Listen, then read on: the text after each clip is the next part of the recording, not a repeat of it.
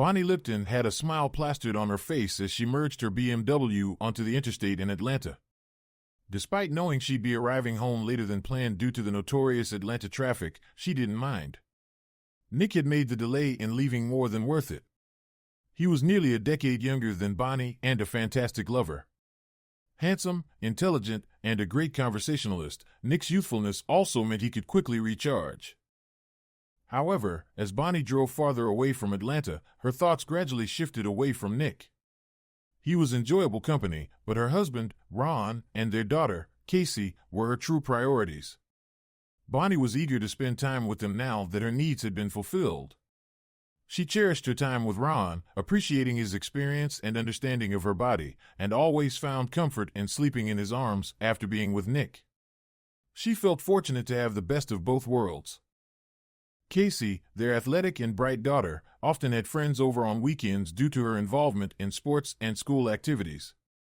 Bonnie enjoyed interacting with these young women, who saw her as a role model. Always impeccably dressed, Bonnie held a prestigious position at an architectural firm and was highly respected in the community. Both she and Ron were well known individually and as a couple. Ron, who managed his family's successful construction company, always made time to attend all of Casey's school events. Bonnie loved sitting beside him, observing their daughter's performances or games. However, she couldn't ignore the subtle attentions other women paid to Ron, even when she was beside him. It was a common sight for women to chat and flirt with him, though Ron seemed oblivious to their advances. As Bonnie arrived home after hours on the road, she was surprised to find Ron's pickup truck missing from the garage. Her mood shifted as disappointment crept in. After a long business conference and a tiresome drive, she had hoped her husband would be there to welcome her home. Feeling a pang of frustration, Bonnie ventured through the empty house, heading towards the master bedroom. A sense of unease crept into Bonnie's stomach as dinner time approached and no one was home. With Thursday being a workday for Ron and a school day for Casey, they should have been back by now. Bonnie decided to unpack her bag and take a shower, all the while pondering the mysterious absence of her husband and daughter. During her shower, Bonnie remembered that her phone had been turned off since the previous evening's dinner. Lost in thought during her drive home, she hadn't realized she was missing any calls. It occurred to her that Ron might be upset because she hadn't thanked him for the pearl necklace he had gifted her.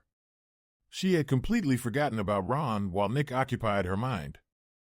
After toweling off her hair, she switched her phone on and found a message from Ron, congratulating himself on his plan to surprise her. Ron had orchestrated a thoughtful surprise for their 20th wedding anniversary.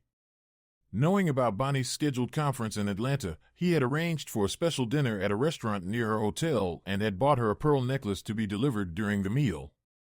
He had discussed the idea with Boyd Drake, a client he had met with earlier, who suggested involving his daughter, knowledgeable about the city's dining scene, to help set up the surprise.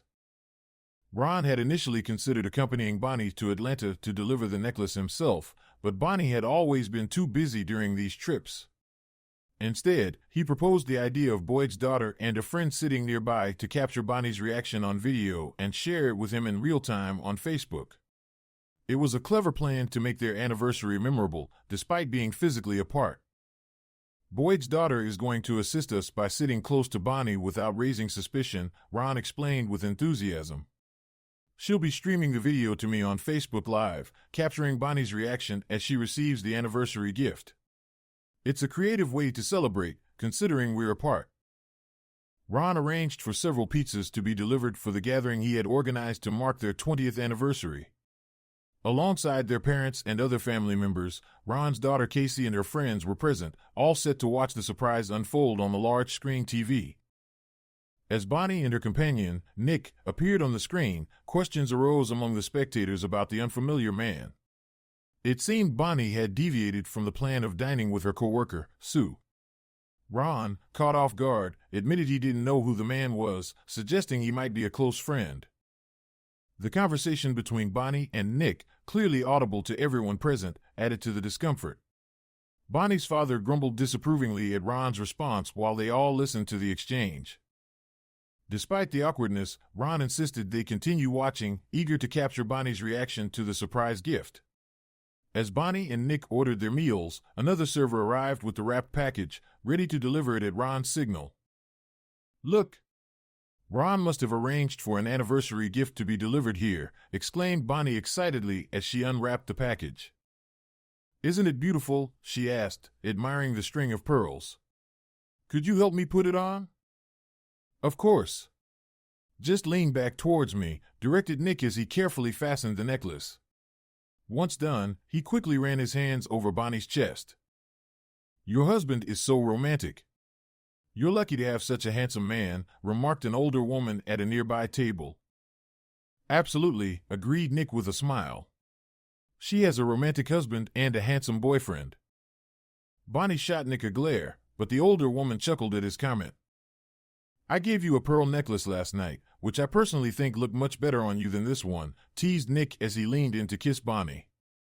"That's the difference between a husband and a lover," quipped Bonnie with a playful grin. "Husbands give us jewelry while lovers give us orgasms." "I'm sorry, but I can't do this anymore," whispered a young red-haired girl, who must have been Boyd's daughter, as she discreetly took out her phone. "I should have intervened earlier, but I was so shocked. I'm truly sorry it turned out like this. I'll make sure to delete everything from my phone. I have to leave now." The TV screen went blank, leaving everyone in stunned silence. One of Casey's friends was the first to speak up. "It's getting late. We should head out now. See you tomorrow at school." "I might not go," replied a tearful Casey. "Can I go home with my friends, Dad? I need to be with them right now." "Of course, sweetheart. We'll talk tomorrow." "Drive safely, girls," Ron replied in a hushed tone, his throat tight with emotion. "I don't know what to say," Bonnie's mother began. "We must have misunderstood things. Bonnie loves you, Ron, and she would do anything for Casey. Don't do anything rash." Ron's other guests echoed similar sentiments as they quietly discussed the situation. After some contemplation, Ron made a decision. "I need some time alone to think things through. Please excuse yourselves and allow me some space to consider my options." Once everyone had left, Ron started packing his belongings. Meanwhile, Bonnie was shocked to see numerous missed calls and messages on her phone since she had turned it off the previous evening. As she scrolled through her texts, her heart sank. Her sister and mother demanded to know who Nick was and why she was acting so familiar with him. They accused her of breaking Ron's heart, and Casey was deeply upset as well. Her mother and sister had bombarded her with multiple texts each. Bonnie checked her messages, hoping to find something from Ron, but there was nothing. How did her family find out about Nick, and how much did they actually know? Where were Ron and Casey? How could she dig herself out of the hole she found herself in? She needed to find out exactly what Ron knew, as well as what he merely suspected. Bonnie realized she had to speak to her family members to determine just how bad her situation was. "Mom? It's me. I forgot I had turned my phone off last night," began Bonnie as calmly as she could. "I see you've been trying to reach me. Is anything wrong?" "Only if you think losing your husband, alienating and embarrassing your daughter, shaming your parents, and acting like a complete slut might create some problems down the road. I suppose it doesn't bother you very much, or you wouldn't have been enjoying a damn pearl necklace from your boyfriend," ranted her mother. "Ron gave me a string of pearls for our anniversary," reasoned Bonnie. "Why would that upset you? Your father and I have seen enough old porn movies to know what your young man meant when he referred to you wearing his pearl necklace," revealed Bonnie's not-so-straight-laced mother. "Mom, what made you think I'd do anything like that? Why do you think I have a boyfriend?" asked Bonnie as fear caused a knot to form in her gut. "Don't play games with me. I'm not stupid," snarled her mother. "Ron had a bunch of us over to watch you open his 20th anniversary gift at the restaurant. He made a reservation for you and a coworker. I think her name was supposed to be Sue. We saw the whole sordid thing.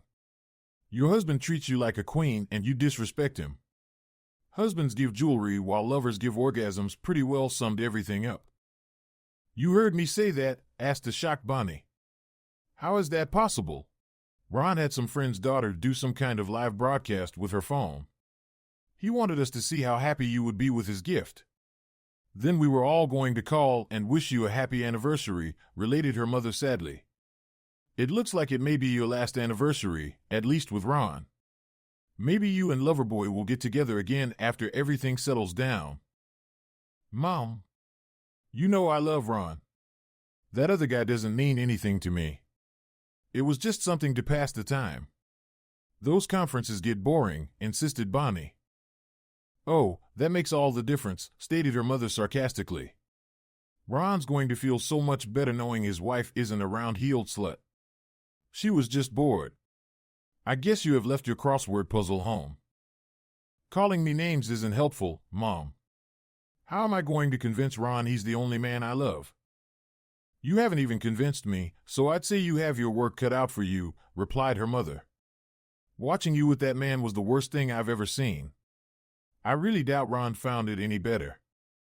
Bonnie considered her situation after speaking to her mother. Her entire family had seen and heard everything she and Nick had discussed at dinner the night before. As she recalled her conversation with Nick at dinner, Bonnie realized how bad her situation was. She decided to call Casey. Casey, where are you? Asked Bonnie when Casey answered her phone. I'm with Morgan. She's been trying to console me over my family breaking up, responded Bonnie's daughter. We're not breaking up. Please come home now and we'll talk about it. Where's your father? Asked Bonnie tentatively. He moved up to the lake cottage, replied Casey. I don't think he wants to see you. He was so happy last night when he asked everyone over to watch you open your gift. You pretty much ripped his heart out when you showed up with a lover instead of Sue. Please come home now, repeated Bonnie as she tried to think of something she could say to Ron to gain his forgiveness. After her conversation with Casey, Bonnie began to survey the house. She noticed Ron's laptop and some file cabinets were gone from the study. His bedroom closet had been completely emptied, leaving it as bare as Mother Hubbard's cupboard. Bonnie fought back tears as she wandered aimlessly around the house, taking note of the missing items. The absence of any pictures with her in them felt particularly significant. Seeking a distraction from her faltering marriage, Bonnie began preparing dinner for Casey. By the time Casey arrived home, Bonnie had managed to conjure up a small meal. Casey was sullen and only spoke when directly questioned, keeping her responses brief.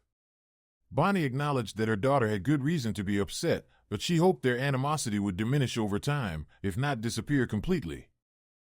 The next morning, at sunrise, Bonnie entered their lake cabin to find Ron uncomfortably hunched up and passed out on the small sofa, surrounded by empty beer cans scattered on the floor. Ron? Honey, we need to talk. Can you wake up, please? Ron slowly opened his eyes and groaned, then proceeded to the bathroom without saying a word.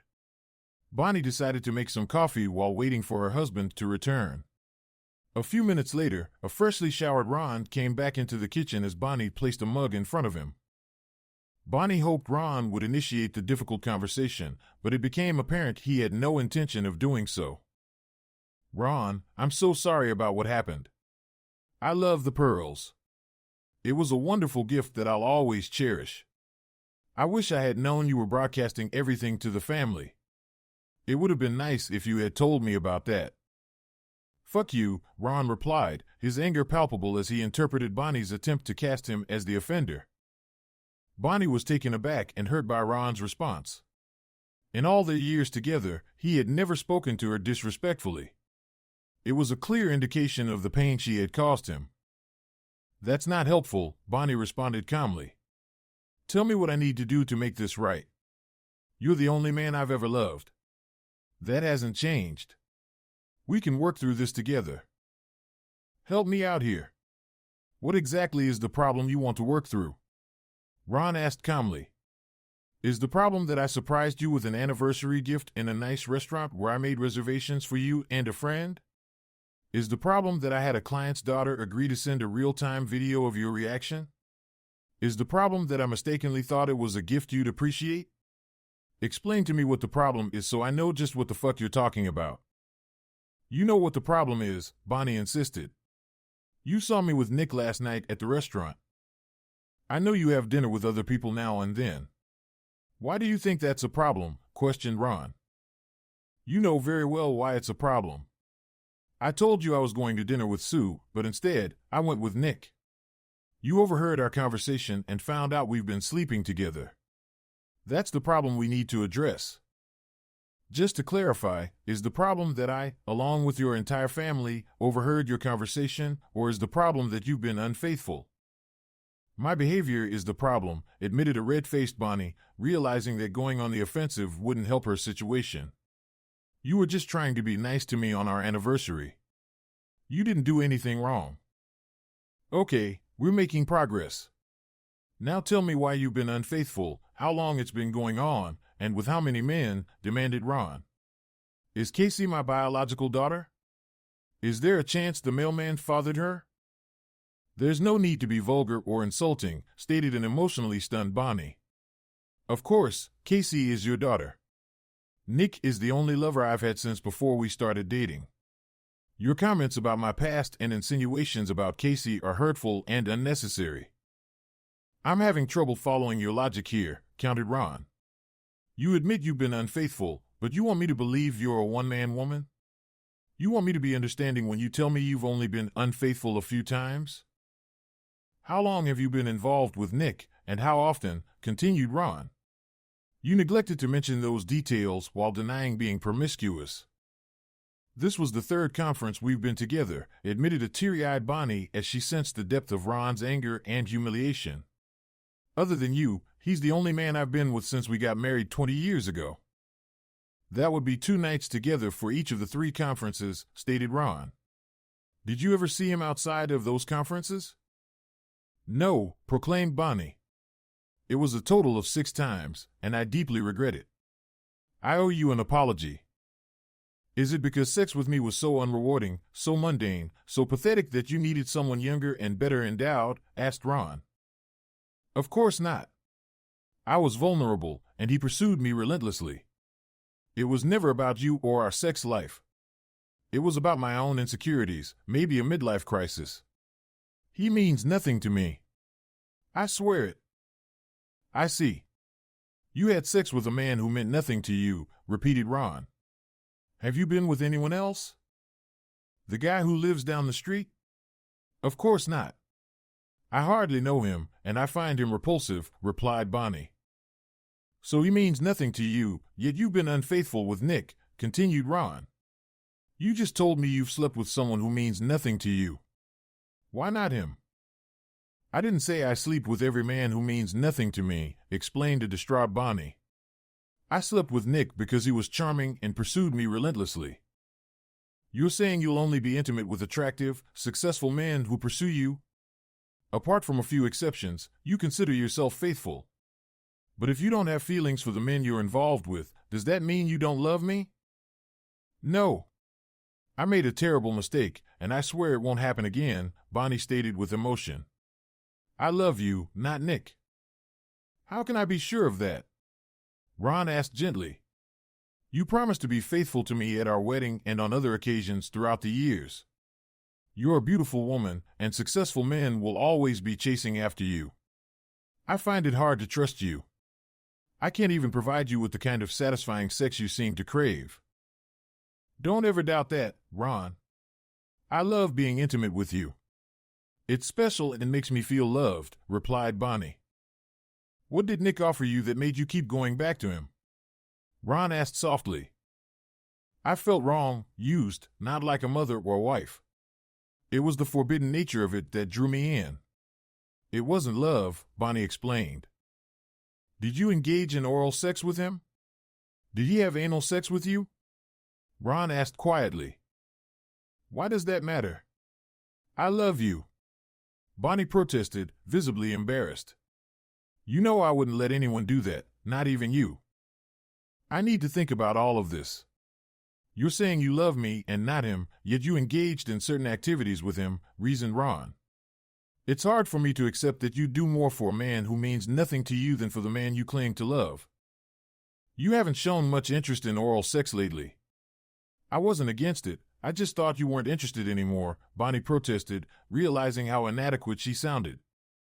Yeah, what married guy wants a blowjob from his wife, especially when she offers them so freely?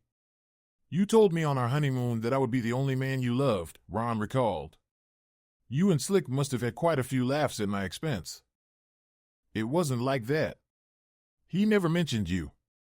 I would never have allowed it, Bonnie insisted. You seem to forget I overheard part of your conversation. He insulted me several times, and you went along with it. Remember how I'm supposedly slowing down? He gave you a better 20th anniversary than most wives ever dream of. You didn't object, did you? Why are we even bothering with this conversation? Ron suddenly demanded. You found someone new. I accept that. It seems like you should too. Why pretend to want to stay married? It's clear you weren't happy being my wife, and we won't even get into our sex life. You're beautiful, successful, and intelligent, while I bring nothing to the table. It was only a matter of time before you looked for something better. Congratulations on finding it. Don't let the door hit you on the way out. Ron, we can't let this conversation end like this. We have to talk it out and find a way back, Bonnie pleaded tearfully. You can have your lawyer speak to mine. We're done, Bonnie. I'm filing for divorce. You've left me no other choice. Bonnie arrived at work that day, only to be confronted by an upset Sue near the break room. Why did Ron ask me about going with you to Atlanta for that conference? You know I stopped attending those after you started spending nights with that guy from the Chicago office. I won't be your alibi for cheating. Ron called you? What did you say? Asked Bonnie, feeling dejected. I told him the truth. I haven't been to the last 2 conferences. It seemed like you told him we were rooming together and attending the conference, complained Sue. I don't appreciate being dragged into your mess. It won't happen again. Ron found out about this trip. I think he's going to divorce me, confessed Bonnie. What else did you expect? Demanded Sue. No decent man would tolerate that level of disrespect. I was stupid and selfish not to consider Ron finding out, admitted Bonnie. He's moved out. Don't you think you made your choice when you cheated with that guy from Chicago? Asked Sue, a bit more gently. I warned you this would happen if you kept it up. I didn't tell him, if that's what you're thinking. I know, Sue. I owe you an apology. I took advantage of our friendship. I wish I had listened to you, but I thought I knew better. I don't deserve someone like Ron, Bonnie acknowledged.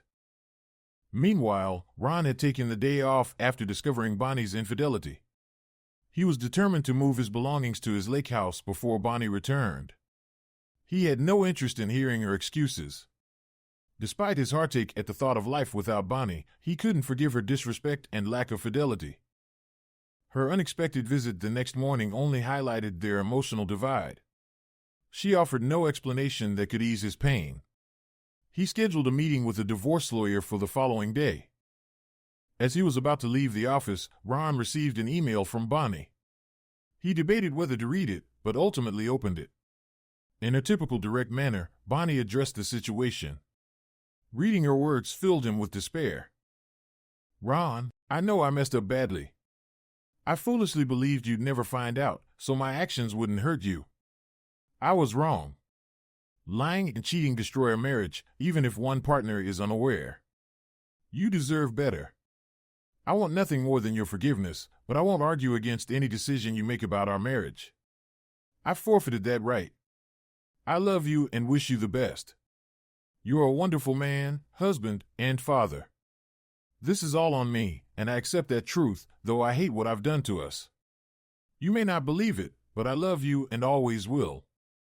Bonnie. Ron struggled to hold back his tears as he read Bonnie's heartfelt admission and plea for forgiveness.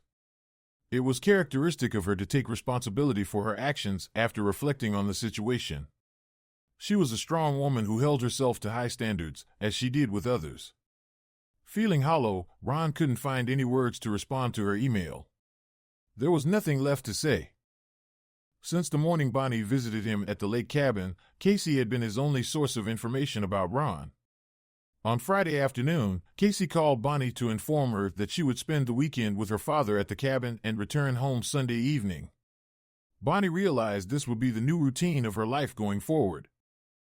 She spent a miserable weekend contemplating how she had ruined her life. She had no clue how to rectify her mistake, or if it was even possible. Had she irreparably damaged her once happy marriage? Casey appeared crestfallen when she returned home Sunday evening. Dad has decided to file for divorce. He can't live with someone who has lost all respect for him. I saw him cry a few times this weekend. I've never seen that before in my entire life. Do you have any idea how much you hurt him? I guess your boyfriend must be way better than Dad. He's not my boyfriend, and he can't compare to your father, Bonnie replied, shaken. It was a huge mistake, and I deeply regret it. Your father is the best man I've ever known. Forgive both Dad and me for being skeptical, Casey retorted. That wasn't the first time you slept with that guy, was it? You've been cheating on us for years, haven't you? Bonnie realized it was time to stop deceiving her family. I slept with him at the 2 conferences before this last one. It was wrong, and I apologize. Wrong? That's an understatement, don't you think, Mother? Casey snapped angrily. You betrayed Dad in the worst way possible. Didn't you vow to be faithful when you married him? Did you have your fingers crossed so it wouldn't count? I know you're upset with me, but not as much as I am. Your father is a wonderful man and a great dad. You know that. What I did doesn't change how highly I think of him. I was very foolish, Bonnie admitted, crestfallen. Whatever, Casey declared before storming off to her room. Bonnie's life settled into a new normal. Her relationship with Casey became strained, and work became her refuge. However, things at work remained unchanged, except for Sue's frosty demeanor toward her. She attended Casey's school events, often sitting alone unless her mother accompanied her. It was the only time she saw Ron, who always kept his distance as much as possible, noticeable to other parents. Soon, it became public knowledge that they were getting divorced. Bonnie occasionally overheard lewd comments and insinuations from both single and married fathers, indicating that news of her betrayal had spread throughout the community. Ron threw himself into his business, which was the silver lining in the entire debacle. Ironically, Bonnie would receive half of the business in the divorce settlement. Although his lawyer proposed tactics to decrease Bonnie's share, Ron refused to entertain them. Bonnie was right there beside me, contributing a portion of her paycheck to keep the family business afloat when we first took over, Ron emphasized. Without her, there wouldn't be a business to divide. I'm not going to deny that. Bonnie was taken aback when her lawyer informed her of Ron's decision to concede half of his ownership of the business to her. Ron's friend Dan had become a silent partner in the company years ago during a financial crisis, owning a third of the business. With Ron now conceding half of this shared ownership to Bonnie, he was left with control over only a third of the business, putting him in a vulnerable position. Tell Ron this is too generous, Bonnie urged her lawyer. He's the one who dedicated all his time and effort to the business. If he insists on giving me a share, let him know I'd settle for a tenth of our ownership. That way, he can maintain control without any potential dispute. Ron remained steadfast in his decision. By the time the snow melted the following spring, Bonnie found herself once again single and a one-third owner of Lipton Enterprises. Despite her attempts, Ron refused to communicate with her, shutting her out of his life completely. Casey expressed her desire to spend the summer between her junior and senior year of high school at the lake cabin with her father. While Bonnie recognized it as another form of punishment from Casey, she accepted that she had earned her daughter's contempt. Meanwhile, Ron was thrilled with the idea. He had plans to expand the cabin, nearly doubling its size, and his construction company ensured that the renovations would be completed by the end of July. The cabin was now a modern and comfortable 3-bedroom lake home, each with its own bathroom and a scenic view. To celebrate the completion of the renovations, Ron hosted an open house at the lake for his friends and neighbors on the first weekend of August. Casey's friends were also invited, and one of them brought along an older cousin, Patty, who caught Ron's attention. Throughout the day, Patty seemed to gravitate towards Ron, laughing at his jokes and flirting with him. So, Dad, are you trying to catch Patty's eye? Casey asked when they were alone in the kitchen. Absolutely not, Ron protested. She must be around 25, and I haven't even thought about dating again. She's 27 and seems quite interested, Casey replied with a knowing smile. She's been asking about you, your age, your job, all the things women want to know about potential partners. I just met her today, Ron replied. I'm not entertaining the idea of marriage again. Once was enough. I'm not suggesting anything other than she seems interested. I wouldn't mind if you dated her. She's nice, and you could use someone to help you move on from Mom, Casey said. Patty seems focused on her career right now, so marriage might not be on her mind either. But she could enjoy some male companionship. Thanks for the insight, Ron joked. But I think she's way too attractive to be interested in an old guy like me. Still, I appreciate your confidence in me. Bonnie's office was situated on the top 2 floors of a building in the bustling business district. A popular Italian bistro, frequented by Bonnie and her friends every Thursday, was conveniently located at the end of the same block. Due to their informal lunch schedule, they often crossed paths with individuals who shared the same dining time. Bonnie and her colleagues had formed friendships with people from various companies within their building. One particular afternoon, the bistro was exceptionally crowded, making it impossible for Bonnie's group to find a table. Fortunately, a woman from Benson Advertising, located on the 2nd floor of the building, extended an invitation to join them at a large table, which they gladly accepted. As the conversation flowed following introductions, Bonnie found herself engaged with an especially attractive and friendly woman from the advertising group. The atmosphere was lighthearted, with playful teasing among the ladies. However, the mood shifted when the topic turned to the younger woman's love life. We don't all have a wealthy boyfriend with a mansion on Lake Henry, Mary from Benson Advertising teased. Must be nice waking up to the morning sun reflecting off the lake. The younger woman agreed, sharing details about her picturesque mornings with a handsome companion. As the conversation continued, it was revealed that the man in question was none other than Ron Lipton. He's a genuinely nice guy and a very good lover, the woman praised. At this point, Bonnie's friend made an unexpected revelation. You're not talking about Ron Lipton, are you? The atmosphere grew tense as the coworker disclosed, he used to be Bonnie's husband. I think we should change the subject. Bonnie, however, took a different approach, extending her hand to the young woman. I'm Bonnie Lipton. I didn't catch your name. The woman introduced herself as Patty Lawson and expressed her awareness of Ron's ex-wife's beauty. Bonnie, in turn, was surprisingly understanding and complimented Patty's attractiveness.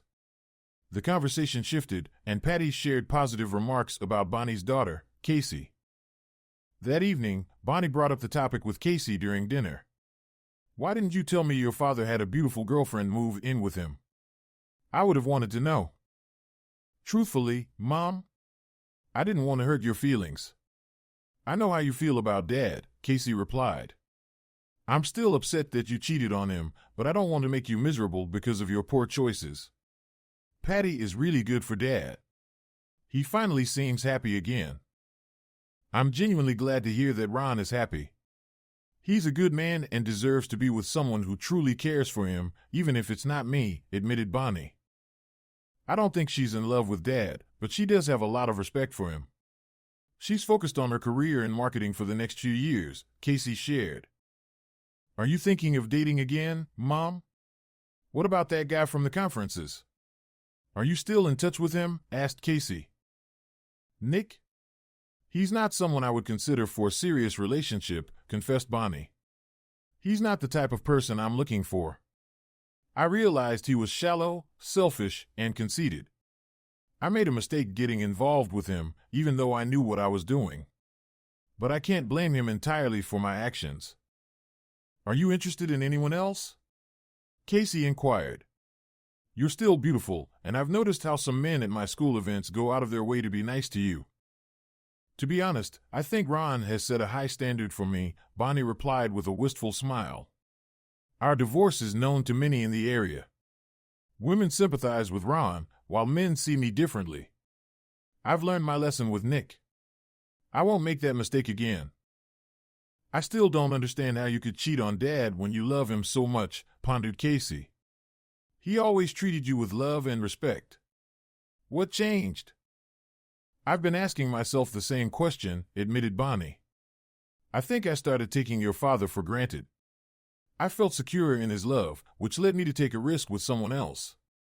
I foolishly believed Ron would always be there for me, like an anchor. I strayed, thinking I had a safety net at home. I hope you find someone like Ron one day and learn from my mistakes. Never take more than you give in a relationship. Stay loyal, faithful, and honest. If you ever face a temptation that could harm your relationship, talk to your partner about it. My experience is a cautionary tale, Bonnie advised. Bonnie occasionally ran into Patty during lunchtime and found herself liking her more than expected.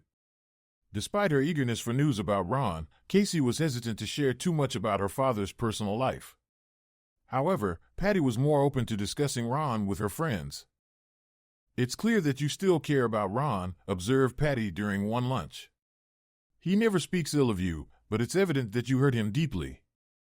I'm not here to judge you, but I can't imagine cheating in a relationship. Everything I've seen and heard from you shows that you love and respect him.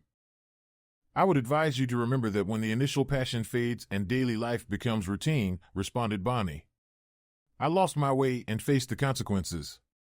Love isn't always about excitement and luxury vacations.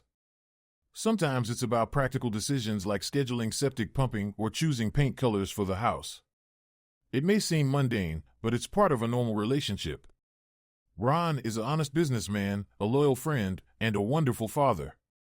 I will always love him, but I betrayed him in the worst possible way. I've learned from my mistakes, but perhaps I learned too late. Last night, I informed Ron that I'm accepting a job offer in Seattle and will be leaving in 2 weeks. It's a fantastic opportunity for my career, but I could see that my news upset him, revealed Patty.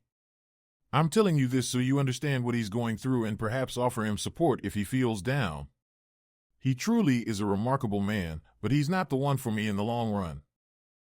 I'm sure he'll miss you greatly. Ron doesn't make decisions lightly. If he invited you to live with him, it meant he held you in high regard, beyond just your physical appearance. However, he's a resilient man. I tested his strength, but he came out stronger. He's actually thriving, stated Bonnie with a hint of amusement. He'll miss you, but he's a remarkable catch and I doubt his bed will remain empty for long. Yeah, that's why I wanted to give you a heads up, replied Patty with a smile of her own. What you do with this information is up to you. Just a week later, Ron's best friend and silent partner, Dan, asked Bonnie to join him for lunch at the bistro.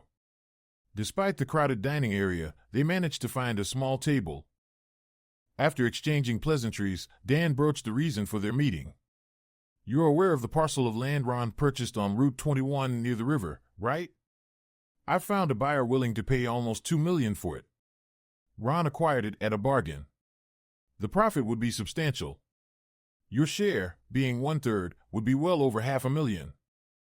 Ron mentioned that land was a great investment and would appreciate in value over time. Is he considering selling it? Inquired Bonnie, wondering where she fit into the equation. That's the issue, replied Dan. He's leaning towards offering it for long-term lease instead. He plans to include in the contract that his company will construct any necessary buildings for the lessee's business. That sounds like Ron, admitted Bonnie, acknowledging his business acumen. I'm confident he's done the calculations and believes his plan will yield greater profits in the long run. What's the concern? I believe we should seize the opportunity for a quick profit and sell the land. While planning for the future is commendable, I prefer having the money now. With your 1/3 ownership and my share, we could pressure Ron to accept the offer and then distribute the profits accordingly. It wouldn't harm him, and he'd receive a hefty sum to ease any concerns, suggested Dan. Bonnie's anger simmered as she listened to Dan's proposal. You're suggesting I betray Ron's trust? You think money matters more to me than Ron's feelings? Let me be clear. Ron would see this as a betrayal by his wife and best friend. It would devastate him. Worse than you cheating on him with some young guy at a conference? Dan retorted. You're his ex-wife for a reason. You've already betrayed him. He divorced you for your infidelity. This is a chance for payback and a nice payout at the same time, Dan reasoned. That loyal wife act doesn't fit you. I did betray Ron. I admit it, Bonnie responded with controlled anger. I was foolish and selfish, but I never intended to hurt him. He deserves better than both of us and better business partners than either of us will ever be. But I will never betray him again. I'd rather lose everything than hurt Ron like this. I proved I was a terrible wife, and you're proving to be a terrible friend and partner. Ron will control my share of the company as long as I live. I'll make sure he gets it when I die. And don't question his business skills. He's forgotten more than you'll ever know. Bonnie said angrily as she stood, leaving money for her uneaten lunch on the table. She looked Dan in the eye. Please don't try stealing that, too. Almost a month later, Bonnie was surprised to find Ron at her door. He had avoided her since the morning after she returned from her conference. Ron? Come in. Is everything okay? Casey just left a few minutes ago, Bonnie said, feeling flustered by Ron's presence. I came to talk to you, if you have the time, Ron began as he stepped inside. Can you spare a few minutes? If you're busy, I can come back. I'm not busy, Bonnie replied quickly. I just made some coffee. Let's sit in the kitchen. I appreciate you seeing me, Ron said as he lifted his coffee mug. You always made great coffee. I didn't even know how to make coffee when we first got married, Bonnie chuckled.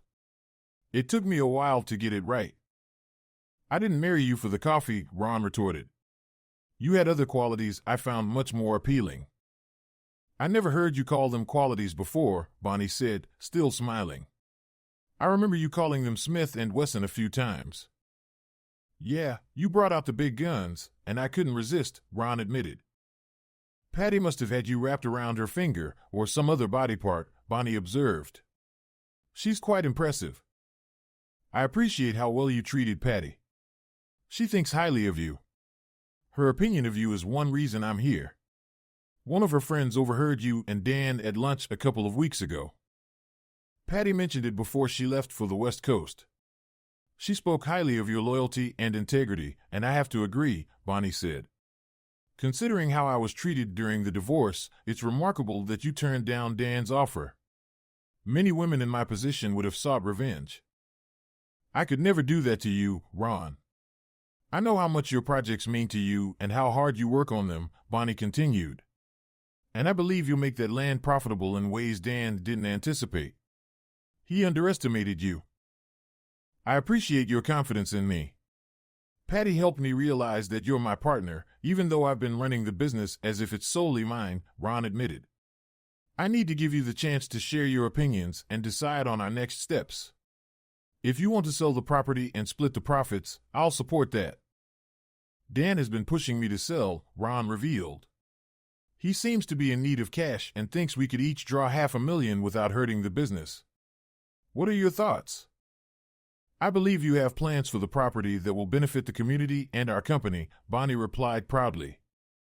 You've always prioritized long-term gains over quick profits. I trust your judgment. I've been negotiating a long-term lease with General Hospital to build an emergency care complex, Ron confessed. It may not be as lucrative as Dan's condo project, but it will still be profitable and beneficial to the community. That's exactly what I expected from you, Bonnie said, feeling a bit smug. You're not just a savvy businessman, but also someone who cares about the community. That's what sets you apart from Dan. Dan believes in quick profits, but I disagree, Ron said. I understand he approached you with his ideas and you turned him down. I trust you completely, Ron. Despite my past mistakes, I believe in your decisions regarding the business, Bonnie assured him. Regarding Dan, I've been thinking that we should buy him out. If he's cash-strapped, he might be open to a reasonable offer. It would give you full control over the business. I've considered that, but I don't have the capital, Ron admitted. We could sell this house, Bonnie suggested. Casey and I could move into a smaller place, and the equity from this house could cover the buyout. This is your house now. Are you sure you're willing to sell it and invest the money into the business? Ron asked, surprised. I can't guarantee immediate returns on the investment or even returns at all. Do I seem worried to you? Joked Bonnie. After 20 years of marriage to you, I have no doubt you'll not only make it back, but with interest. And even if you don't, it's okay. I owe you, Ron. Money can't make up for my disrespect, but it'll at least get Dan off your back. I'll agree to it if you'll come live at the lake house with Casey and me, blurted Ron, quickly adding, you'll have your own room with its own bathroom. It turned out really nice. I don't think that would be feasible, replied Bonnie sadly. Privacy would be an issue, not to mention dating and all the drama that would bring for you.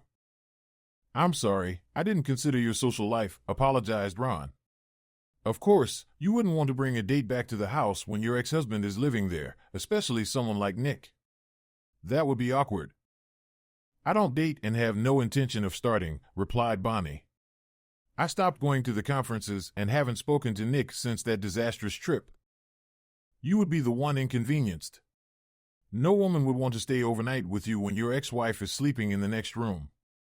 Finding a woman willing to move in with you would be highly unlikely with me there, although I wouldn't rule it out. I've seen how women are drawn to you. I divorced you for sleeping with that guy, and then I went and moved Patty in with me. I know I didn't set the best example for Casey, did I? Asked Ron rhetorically. My only excuse is that I was depressed and lonely. Another man had taken my wife from me, and my self-confidence was pretty low. Patty was able to restore it for me. I'm sorry I damaged your self-esteem. I wish it had never happened, but I certainly don't blame you for getting involved with Patty. She's a wonderful woman. You're a single man and can have any relationship you want, said Bonnie before adding. I don't think I ever properly apologized for my behavior. It wasn't your fault. It was all on me. I messed up and I'm truly sorry for the pain and trouble I caused. You really hurt me, Bonnie. I was always faithful. I lived for you and Casey. I went from having everything to feeling like a total failure, admitted Ron. Patty helped me realize that while I may not have been the perfect husband, I wasn't the reason you cheated. If you had told me you were unhappy with our marriage, or our sex life, or anything else, I would have tried to fix it. I was just foolish, Ron, not unhappy. You were a great husband, an amazing father to Casey, and a fantastic lover, said Bonnie. I lost my way and I deserve to be unhappy. It may sound strange, but being unhappy makes me feel like I'm paying for my mistakes. Would you at least come and look at the lake house? Asked Ron. I'd like to show it to you and get your opinion. I used some of the ideas we discussed over the years on the remodeling. I think you'll approve. Casey has a volleyball match in 2 hours. Can I take a rain check on that offer? Asked Bonnie. Let's look at it before the match. We can ride there together, proposed Ron. I'll drop you off here afterward. Aren't you worried people will think we're getting back together if we go as a couple? Usually, you sit as far from me as possible, pointed out Bonnie. Yeah, I've been a bit distant, but in my defense, you hurt me deeply, reasoned Ron. Actually, you were much kinder to me than I expected, admitted Bonnie. Your settlement offer was far too generous. It looks like that kindness is paying off, quipped Ron. We're thinking of selling the house so we can buy out Dan. I'm still having trouble believing you're willing to do that. Honestly, Ron, you can have anything of mine you want. You've always been fair to me, said Bonnie. Let me show you the lake house, offered Ron to change the subject and give himself time to settle his emotions. Bonnie admired the remodeling as Ron showed her through the house. You really did a great job. Casey's room is so big, and she has her own bath. That's every teenage girl's dream. When Ron showed Bonnie the second bedroom, she felt it was time to address the issue. This is a beautiful room, but I can't stay here, Ron. It would be too painful to see you every day. We have to leave soon for Casey's match. Let me show you the master bedroom, persuaded Ron. It's bigger than the others. I know you'll like it. This is beautiful. You did a wonderful job, praised Bonnie as she surveyed the master bedroom. Would you stay with Casey and me if you had this room? Asked Ron abruptly. I'd still see you every day, and I don't think I could handle that, stated Bonnie sadly. I didn't mean you'd have it to yourself, explained Ron nervously. I thought, maybe, we could share it. Bonnie raised her eyebrows as she studied Ron's face. Are you asking me to share your bed? I've felt awful since that day I left home. I miss you so much, confessed Ron. I wonder if we can get past everything and try getting back together. I'm not willing to be just an option for you, replied Bonnie firmly. If you want me to move in, I'd expect total faithfulness from both of us. No one was more surprised than Casey when her parents walked into the gym arm in arm. She hurried over to speak to them privately. Mom? Dad? Does this mean? Began Casey, but Ron smiled and nodded before she could finish her question. Casey hugged her mother tightly. Welcome home, Mom. I love you, but don't ever hurt Dad again. Thanks for watching. Subscribe to the channel not to miss new videos.